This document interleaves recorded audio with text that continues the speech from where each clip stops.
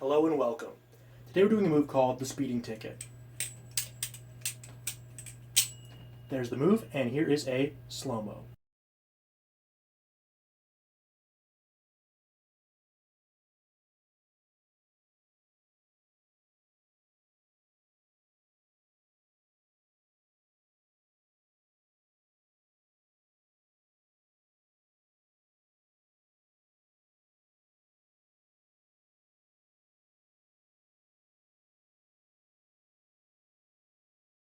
So to begin this move, you're going to start off by hanging on to the safe handles. That's the one that I have no tape on here.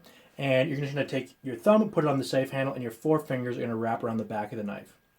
At this point, what you're going to do is you're going to do a simple double rollout. So you're just going to take the bite handle, flip it over the back of your hand, and then you're going to take the back of the blade and flip that over the back of your hand, just like so. So that's the double rollout.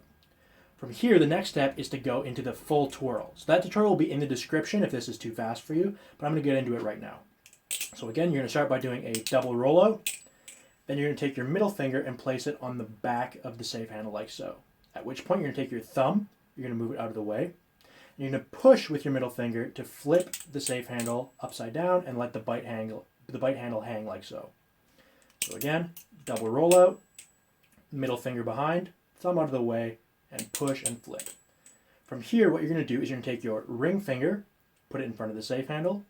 You're going to remove your index finger, and then you're going to flip the bite handle up over your middle finger like so to end up in this position.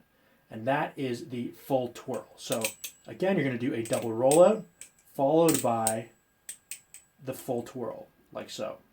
And so if that was too fast, check the description. At this point, the speeding ticket does not end here. It keeps going, and we're going to do a whole nother full twirl rotation. And that's what kind of makes this trick a little bit magical, a little bit funky. It's like what's going on there. So let's get into that. So again, double rollout followed by full twirl. At this point, what you're going to do is I end my full twirl like this with my index finger curled in. I'm just going to take my index finger and reach it around and put it in front of the safe handle again, like so. At this point, you can remove your ring finger and push with your index finger to keep the rotation going. Now I can take my ring finger and put it back in front of the safe handle again, at which point I can remove my index finger and flip over my middle finger again to do sort of a second full twirl. So again, we're going to do a double rollout followed by a full twirl, index around, middle finger out of the way, push, and middle finger behind and up, like so. And so what that should look like, I'm just going to do that slowly. Boom, boom, just like that. From here, all you got to do is go back down to the finishing part of the full twirl. So you can push with your ring finger, insert your index finger in front of the safe handle, and flip over, at which point you can just simply remove your bottom three fingers and flip up. Again, this is the end to the basic full twirl, so that'll be in the description if that was too fast. Now that you got all the bits, you can put them all together. Maybe it's a little bit sloppy, a little bit choppy, something like this. I'm going to give you 4 different tips that are going to speed things up and are going to make things more fluid. Something like that. All right, so the first tip is really simple. Start low, finish high. So when you do the double rollout, start at about waist height. Do the first twirl, maybe nipple height. And the last twirl, maybe neck height or upper chest height. And you can go back down like that. All that's going to do is when you're going up, you are generating momentum with your hand, like so. And on the way back down, you're kind of resetting, and you can keep going up. And that's just going to prevent you from stalling and keep things progressing and fluid.